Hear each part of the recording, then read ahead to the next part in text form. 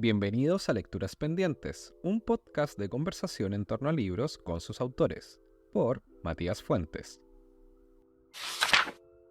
Entre todas las lecturas pendientes que tenemos para esta temporada, comenzaremos con la del fallo muscular, libro editado por Noctámbula y escrito por Cristian Cristino. Este dramaturgo y escritor chileno nacido en 1982 estudió arte dramático en Buenos Aires y se formó como dramaturgo en Chile con varios referentes, entre los que destacan Juan Radrigán y Carla Zúñiga. En 2010 ganó el primer premio del concurso de dramaturgia de Mago Editores con su obra Devórame otra vez. Actualmente cursa estudios de filosofía en la Universidad de Chile y participa del proyecto Leo Compartiendo junto a Cristian Leonidas, centrado en la mediación lectora y talleres de escritura creativa relacionados con la memoria y los derechos humanos. Entre sus obras más destacadas se encuentran Yucatán y Lucecitas en el cielo. Además de su enfoque en la dramaturgia, ha incursionado en la escritura narrativa, destacando El fallo muscular, motivo de esta entrevista, y en el terreno de la crítica cultural. Recientemente recibió la beca de apoyo a la creación del Fondo del Libro y la Lectura para trabajar en su poemario Los Retornados. Contextualizando la lectura, el caso de Rodrigo Orias es uno de los sucesos más impactantes y recordados en la historia policíaca chilena reciente. El 24 de julio de 2004, con tan solo 25 años, Rodrigo ingresó a la Catedral de Santiago y con un arma blanca asesinó al sacerdote italiano Faustino Casiero. Repitiendo la frase por Satán, apuñaló repetidamente al párroco y, al mismo tiempo, se autoinfligió heridas en un intento de acabar con su propia vida. Sin embargo, y gracias a la pronta atención médica que recibió tras ser detenido, el joven oriundo de Coyhaique logró sobrevivir. 3 años y 6 meses después del incidente, Rodrigo Orias recibió el alta médica y regresó a su ciudad natal. En la región de Aysén, trabajó en una empresa forestal y se dedicó al físico-culturismo, llegando a ganar un campeonato en diciembre de 2009.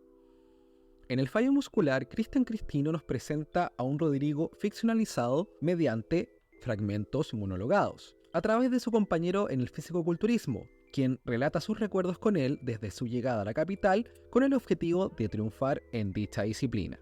Durante semanas, el narrador y Rodrigo se sumergen en un entrenamiento físico intenso, buscando imitar a sus ídolos del gimnasio y llevar sus cuerpos al extremo. Lo que podría parecer una etapa transitoria se convierte en una forma de vida. Cada aspecto de la existencia de Rodrigo, desde sus gustos cinematográficos hasta su estricta dieta, gira en torno a perfeccionar e idealizar su pasión compartida. Entre las temáticas que explora Cristino, destaca la violencia dirigida hacia los cuerpos y la masculinidad exagerada, además de el homoerotismo reprimido y la misoginia. A través de situaciones extravagantes, la obra desentraña una tragedia contemporánea sobre el fracaso y las diferencias. A continuación, les dejo con la entrevista que tuvimos con el autor. Bueno, lo primero, felicitarte, aluciné. Y lo otro es que no hice la asociación con Rodrigo Orias hasta el final. Entonces después, obviamente, me metí a Google, empecé a buscar y estaba el antecedente del fisicoculturismo, pero eso es posterior. Entonces me llamó mucho la atención esta ficcionalización que hiciste a partir de, bueno, del caso de Rodrigo Orias. Y bueno, y primero hay que preguntarte eso, pues, ¿dónde están? O sea, si efectivamente ahí está el germen. Sí, a ver, esta es una historia que a mí como proceso de escritura me acompaña desde hace 11 años. Ya. Que hace 11 años que yo conozco la historia, Ya. el caso policial, pero en sí, pero nunca me interesó mucho un acercamiento biográfico o testimonial. De hecho, creo que mantuve Rodrigo porque me gustaba la sonoridad. Hablando de la novela, llamando a Rodrigo, me podía decir Carlos, Felipe, no sé, Antonio, pero me gustaba esa vocación sonora de Rodrigo, ¿me escuchas? Y creo que por eso se mantuvo. Pero lo que siempre me llamó la atención de la historia, que no es lo que sucedió en la catedral, sino el tema del fisicoculturismo, ese renacimiento desde el músculo y desde todo el imaginario que uno asocia con los fisiculturismo, con el prejuicio en cómo se hacen nuestros músculos, pero eso me llamó mucho la atención. ¿Cómo en el cuerpo se podría pensar una posible expiación? Siempre el tema del cuerpo y el músculo y gimnasio fue más que nada lo que me hizo avanzar en el proyecto. De hecho, yo estaba trabajando como en las últimas versiones, me enteré que hay un cuento de Isama que se llamaba Poses, que aparece en una antología que se llama Machetazos, que es como de relatos de terror. Y lo leí y decía, ya se cancela esto porque ya está escrito. Pero por suerte no. O sea, justamente lo que él hace es tomar la primera parte. Y de hecho, muy interesante ese cuento porque está contado desde muchas voces que hablan de un niño extraño, que parece que es diabólico, parece que hace cosas raras y que termina en este hecho de sangre. Pero digo, esa ha sido la mayor vinculación y además también por eso me interesa que se entienda que es novela, que no es un trabajo como ni documental ni biográfico, y que más tiene que ver esta historia centrada en el escenario del gimnasio. Sí, en ese sentido me parece súper interesante porque, bueno, yo creo que la mayoría de nosotros no estamos vinculados con el fisicoculturismo. Entonces, el imaginario que construye, sobre todo a partir de las películas, me parece súper interesante. Y ahí también mis felicitaciones por la máquina de referencia, sobre todo de las películas de Semana Santa. ¿Ahí es más bagaje personal o hiciste un proceso de investigación al respecto? Porque es muy preciso y es algo que no sé si se maneja tanto. Es muy Claro, porque es un género, no es clásico. Pero, o sea, a mí, sí, como cosa personal, yo amo la película de Semana Santa, pero ya. el peplum, que es puntualmente este cine de Hércules, de héroes, que no tiene un vínculo religioso, que no tiene que ver con cristianas, lo conocía menos. Y lo venía de alguna forma disfrutando dentro de lo que son mis intereses del cine, que son películas viejas que me gustan mucho y me ve y que me gusta todos esos imaginarios. Entonces sabía quién eran los principales referentes, sabían quién eran los actores, pero para la novela lo estudié bastante, con mucho placer. Eso es lo lindo de los proyectos, que te hace hacer investigaciones de cosas que te gustan. Entonces sí, ahí busqué más, y de hecho el tema de estas películas y de las últimas versiones, había atención a esto, pero no era un correlato hasta las últimas versiones, y lo que sí estuve mucho tiempo, y quizás es una tontera, pero aún es importante. Por ejemplo, eligiendo cuál es la película de todas esas, la principal. O sea, que encontré a Romulus Remo y que me cerraba de un montón de puntos. Pero yo estuve mucho tiempo viendo películas, decidiendo, porque por ejemplo, dentro del Peplum, como espectador, tengo otros actores favoritos, pero para la historia era Steve Reeve y el otro, y Romulus Remo. Ya, como establecer un canon, pero como que fuera adecuado para el contexto de Claro, porque además hay un montón de cosas que y quizás en el inconsciente pueden trabajar, porque por ejemplo Rómulo Remo también es la loba, ¿cachai? Y la loba yo pienso, el tema de Talca, ¿cachai? Ese imaginario que la de Mussolini, el fascismo en Chile, entonces, ¿cachai? Que no habla de eso puntualmente la novela, pero se alimenta de eso, de esas referencias, esos cruces. Entiendo. ¿Cómo nace el proyecto a nivel textual? Porque, bueno, tú eres dramaturgo, de hecho eres conocido por Lucecita en el Cielo, que ahí está una mezcla súper interesante de, ¿cómo se llama?, de ufología y derechos humanos. Ya está en ti el mezclar de repente mundos que pueden ser muy aparte, y acá no es la excepción. Por lo mismo, este texto nació como teatro y fue mutando, porque me decías que fue un proceso larguísimo, 11 años. ¿O no pensaste siempre como novela? No, originalmente era teatro, y era un monólogo, y era un monodrama. Y tenía otros nombres, y tenía como otras derivaciones, pero hace un par de años, no, hace como 2 años, vi la posibilidad de traspasar la narrativa y ver qué pasaba. Y entonces primero hice como un traspaso muy, muy automático que funcionaba en ciertos aspectos, pero que era para mí un punto de inicio para trabajar. Pero a partir de eso es lo que yo trabajé para la novela, también lo que trabajé con Eduardo, el editor, con el Eduardo Plaza, porque en sí, y es algo que yo no trato de explicar, y ser lo más hincho con esto cuando yo hago talleres de dramaturgia. No es tan distinto, en sí no hay mucha diferencia entre la narrativa y la dramaturgia. Son pequeñas diferencias, pero estas pequeñas diferencias son fundamentales. Y entonces poder entender, hacer ese movimiento que es muy simple, es a la vez muy difícil. Y es lo que más me costó, poder traspasar la acción dramática a una acción objetiva y que tenga sentido como narración, como encontrar la voz que narrara y determinar ese espacio de la narración, de la prosa. Me costó mucho y es lo que más trabajé también, y también vuelvo a agradecer el trabajo con Eduardo. Y en ese sentido también quería preguntarte con el trabajo como Eduardo, ¿cómo con él encausas este proyecto que, bueno, que partió siendo dramaturgia, terminó en esta novela y ya culmina en una publicación? ¿Cuál es en el fondo acá la mano del editor dentro de este proceso de que tú tenías ciertas nociones de cosas que no te calzaban, pero que claro, o sea, como que valoras la entrada al juego de este actor?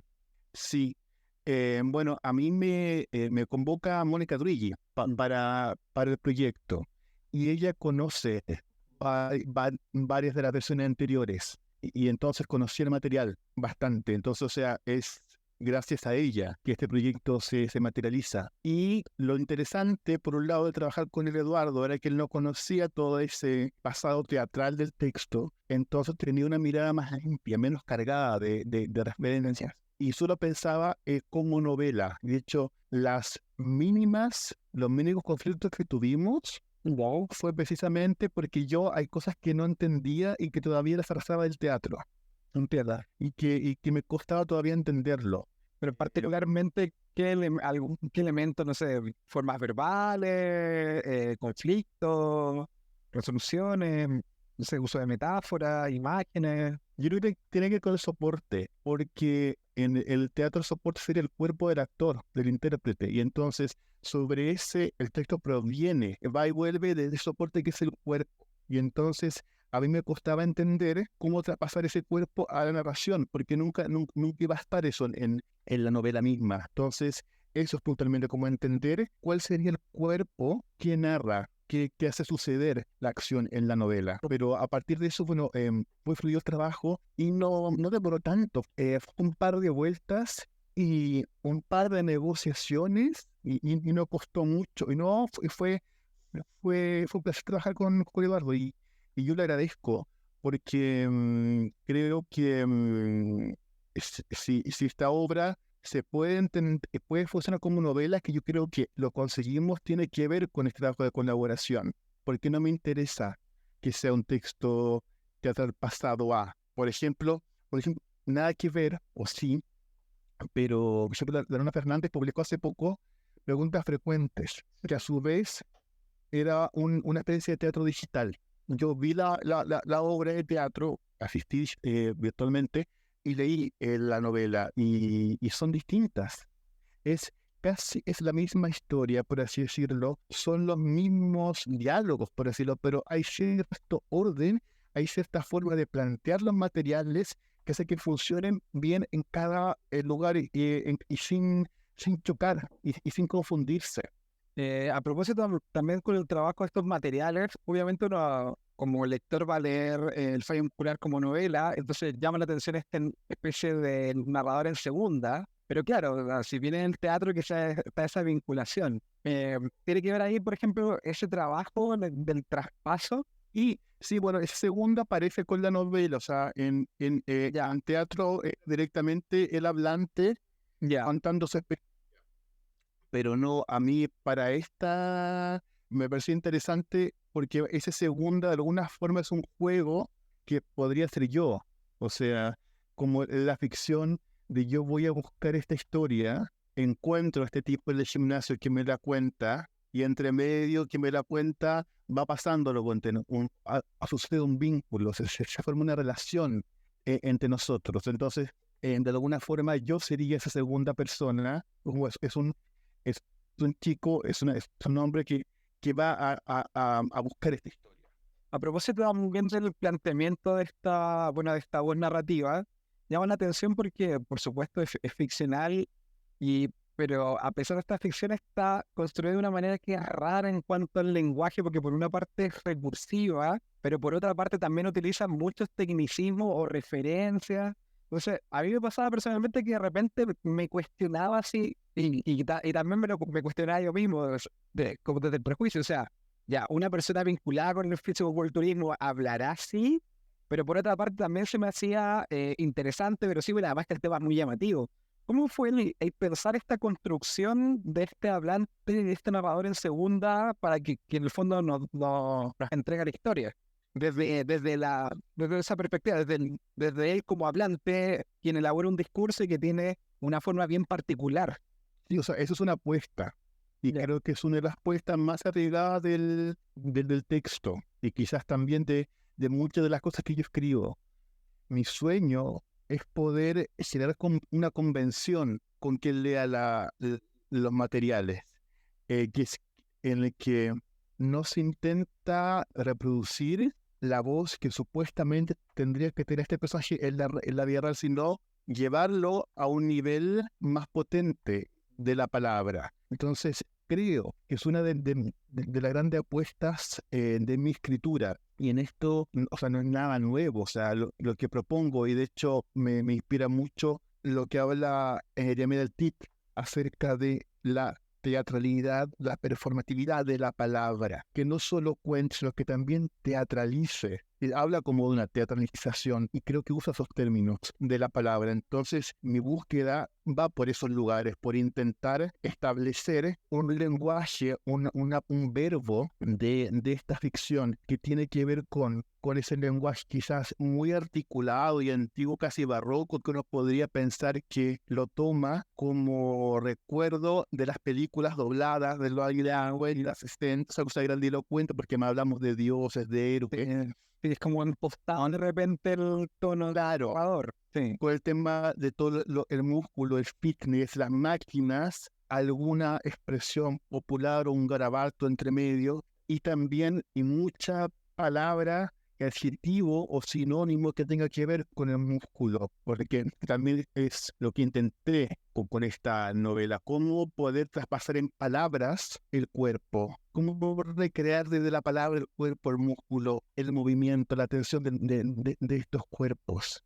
A propósito de la tensión de los cuerpos, acá también hay otra tensión que tiene que ver con la masculinidad y con, en el fondo, una masculinidad frágil. Es consecuencia del desarrollo propio de la historia, está pensado. O sea, también en los tiempos en que vivimos, uno tiene que tener cierto tacto para tratar estos temas. ¿Cómo afrontaste esta dimensión de la novela? O sea, yo siempre lo pensé desde una sensibilidad homosexual, que es la mía. O sea, por un lado, pero entonces siempre una predisposición. Y es porque también estos cuerpos, y además también si pensamos en este tipo de películas y también en una cita que hago Mishima, y que porque Mishima también tiene todo un tema con el cuerpo, con el músculo, con el fisiculturismo y con la imagen homoerótica de San Sebastián, que cuando ve esa imagen, él descubre su deseo, por así decirlo. Entonces eso estaba en mí, entonces era muy probable que eso apareciera, pero la clave, la confirmación de esto sucedió cuando en un periodo de investigación en el ¿Ah? que yo hice un curso para ser juez de fisiculturismo. Y bueno, ese curso nos daba la posibilidad, como el pase gratis para un torneo de fisiculturismo en Chile que se hizo en la Luxor, en la discoteca Ya. Luxor.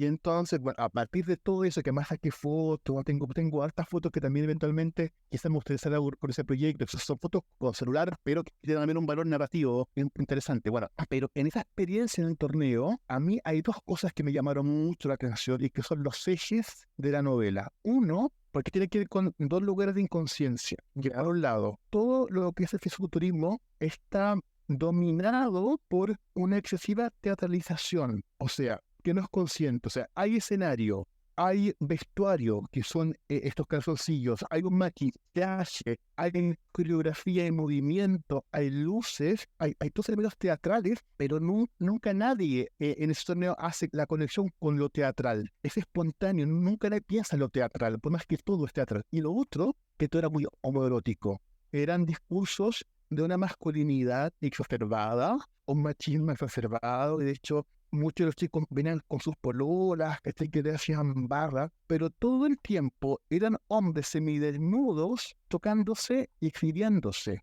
como las escenas como cuando se van maquillando, que realmente era de un homoerotismo exacerbado, o sea, un hombre que estaba como especie de un altar, que los demás lo iluminaban con la luz del celular, y otras manos de hombres que lo iban recorriendo para dar capa y capa y capa de pintura. Pero nadie, yo no vi nadie que manifestara algo que ver con la homosexualidad.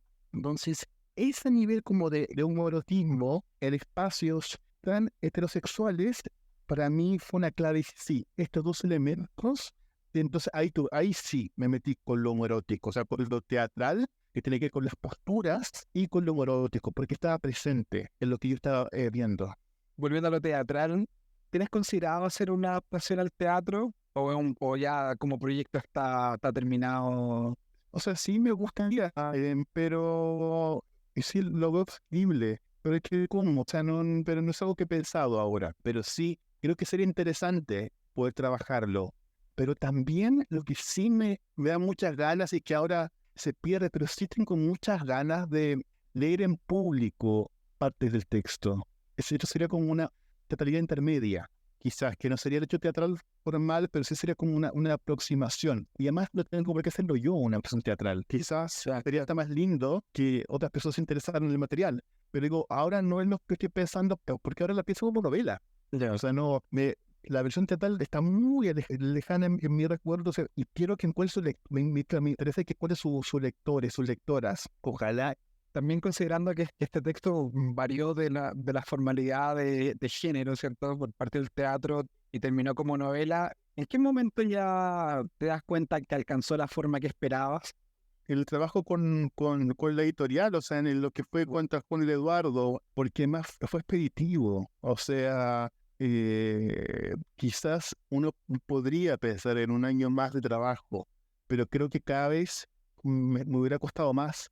Yo cuando vi el borrador final, o sea, con los últimos cambios, para mí creo que conforme, o sea, cuando lo registré como novela, y ahí se terminó, ¿cachai?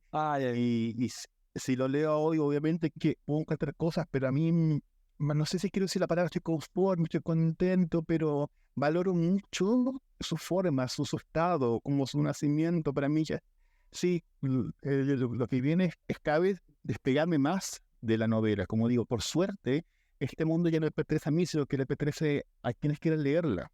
Ya para ir cerrando, ¿qué aprendiste de este proyecto en el fondo y qué desafíos te propone o te plantea para otros proyectos de escritura que estás desarrollando actualmente? Una cosa que aprendí y que he intentado hace un tiempo, que si bien a mí me interesa el lenguaje, sí quiero cada vez ser lo menos críptico. Quiero trabajar historias que sean lo más simples posibles, o quizás siempre no es mejor la palabra, pero quiero poder comunicar mi búsqueda, por más que quizás puede ser una contradicción por todo el tema del lenguaje, pero sí es comunicar. O sea, yo quiero que las historias que se puedan entregar y puedan ser recibidas. Entonces, eso aprendí mucho con la novela. Por ejemplo, hay muchas cosas que salió, más referencia y más cosas y más vuelta, o cambios de perspectiva, o cambio de voces. Entonces, todo eso lo fui superando, pero con placer, con mucha dicha. Y entonces, en lo que intento, en lo que estoy trabajando, busco algún, no sé si la palabra es claridad, pero al menos una conexión potente con quien pueda recibir, para que la historia llegue la forma más ininterrumpida.